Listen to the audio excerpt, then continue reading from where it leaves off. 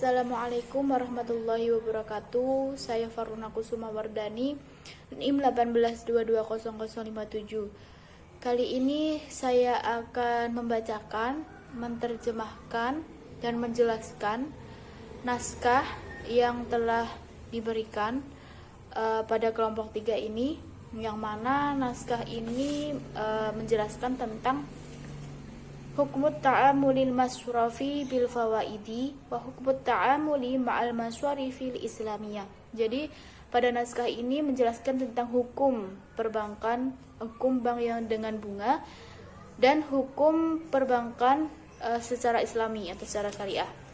Baik, langsung saja. Bismillahirrahmanirrahim. Qararun raqmun asara. Keputusan nomor 10. Bisa'nin, tentang hukmut ta'amuli, hukum kerjasama, al-masrofi bil fawaidi, perbankan dengan bunga, wa hukmut ta'amuli, dan hukum kerjasama, ma'al maswari fil islamiyah, perbankan islami. Jadi pada keputusan nomor 10 ini menjelaskan tentang hukum kerjasama perbankan yang dengan bunga, dan hukum, maksudnya perbankan yang konvensional, dan hukum kerjasama perbankan secara islami atau biasa disebut dengan bank syariah, perbankan syariah.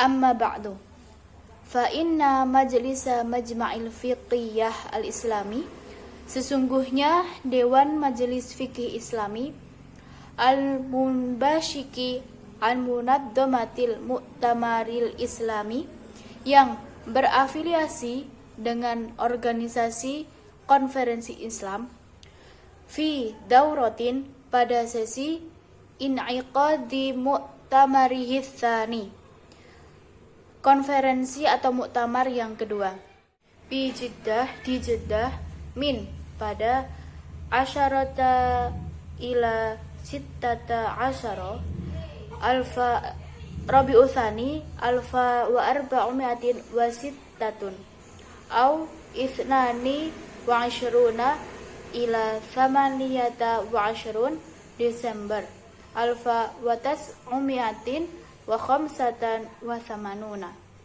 Jadi konferensi ini diselenggarakan di Jeddah pada tanggal 10 sampai 16 Rabiul Tsani tahun 1406 Hijriah atau tanggal 22 sampai 28 Desember tahun 1985. Ba'da an uridat alaihi, setelah diajukan pembahasan, buhutun mukhtalifatun, yang berbeda, fit ta'amulil masrafi al-mu'aswiri, dalam perbankan kontemporer atau perbankan konvensional. Wa ba'da ta'amuli, dan setelah mempresentasikan, fi ma qadima, apa yang perlu dipresentasikan, wa munaqasyatihi, dan mendiskusikan, munaqasyatan, hasil diskusi, murakazatan, yang terdahulu, abrazat al-athar as-say'ah, yang terfokus, terkuak efek buruk. Lihadat ta'amuli, untuk kerjasama ini, alan nidhami, atas aturan, al-iqtisadil alami, atas aturan ekonomi global, wa ala istiqrarihi, dan atas ketetapannya, khasatan, terkhusus, fi duwalil alami tsalits, di negara-negara dunia ketiga. Wa ba'da ta'amuli, dan setelah merenungkan, fi ma jarahu, apa yang telah terjadi, hadzan nidhamu, pada sistem ini, min kharabi, berupa natijatin, hasil rusaknya hasil, i'radihi, sistem ini, amma jaa, apa yang datang, fi kitabillahi, dari kitab-kitab Allah, min tahrimir riba, dan keharaman riba. juz'iyan sebagian, wa kulliyan dan keseluruhan, tahriman pengharaman yaitu wadihan yang jelas, bidakwatihi yang menyeru ila taubati minhu untuk bertaubat atasnya, wa ilal iqtisari dan membatasi ala isti'adati atas pengembalian ru'usi amwali pokok-pokok harta atau harta pokok, al-qurudi pinjaman, duna ziyadah tanpa adanya tambahan, wala nuqsani dan tanpa pengurangan, qullan au kasur sedikit ataupun banyak, wa ma jaa dan apa yang datang, min tahdidin biharbi dari ancaman perang yang menghancurkan, marotin yang menghancurkan, minallahi wa rasulihi lil murabina dari Allah dan Rasulnya pada pengguna riba. Jadi pada konferensi kedua yang dilaksanakan di Jeddah ini membahas dan mempresentasikan atau mendiskusikan hasil-hasil terdahulu tentang merenungkan atau mendiskusikan tentang pengharaman riba.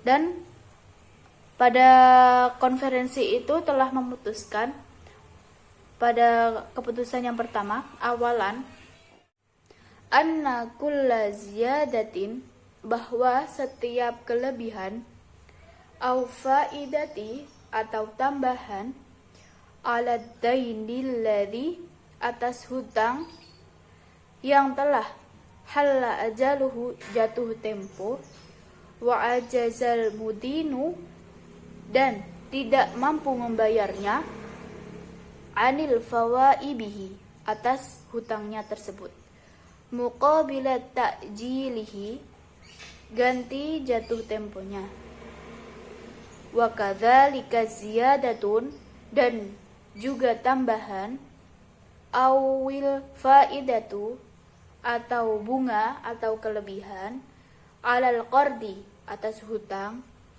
mudhu bidayatil aqdi sejak awalnya akad. Hatani dua contoh ini, al suratani merupakan riba muharramun syar'an, riba yang diharamkan oleh syariat. Nah, jadi arti dari seluruh naskah ini ialah bahwasanya pada ketetapan nomor 10 tentang hukum perbankan yang menggunakan bunga atau riba dan tentang hukum perbankan Islam atau hukum perbankan syariah. Nah, sesungguhnya Dewan Majelis Fikih Islami yang telah melakukan afiliasi dengan organisasi konferensi Islam pada sesi konferensi kedua ini yang dilakukan di Jeddah pada tanggal 10 sampai 16 Rabiul Tsani pada tahun 1406 Hijriah sampai dengan atau tanggal 22 sampai 28 Desember tahun 1985. Nah, setelah diajukannya sebuah pembahasan yang berbeda dalam kerjasama sebuah perbankan pada perbankan konvensional atau perbankan kontemporer, dan setelah mereka mempresentasikan apa yang perlu dipresentasikan dan mendiskusikan hasil diskusi dari yang terdahulu, yang terfokus terkuak efek-efek buruk untuk kerjasama ini, maksudnya kerjasama bank kontemporer itu. Kerjasama ini merupakan aturan ekonomi global, menurut aturan ekonomi global, dan atas ketetapannya terkhusus di negara-negara ketiga seperti negara-negara berkembang. Nah, setelah merenungkan apa yang telah terjadi pada sistem ini yang berupa sistem ini rusak atau hasilnya itu rusak, dari apa? Dan setelah merenungkan apa yang telah terjadi pada sistem ini, yakni sebuah kerusakan dari sistem ini yang datang dari kitab-kitab Allah dan keharaman riba. Jadi Allah pada kitab-kitab Allah itu telah menyebutkan riba itu haram, baik itu sebagian dan keseluruhannya. Pengharaman itu telah jelas. Allah telah menyeru bahwa orang-orang tersebut harus bertaubat atas perbuatan tersebut.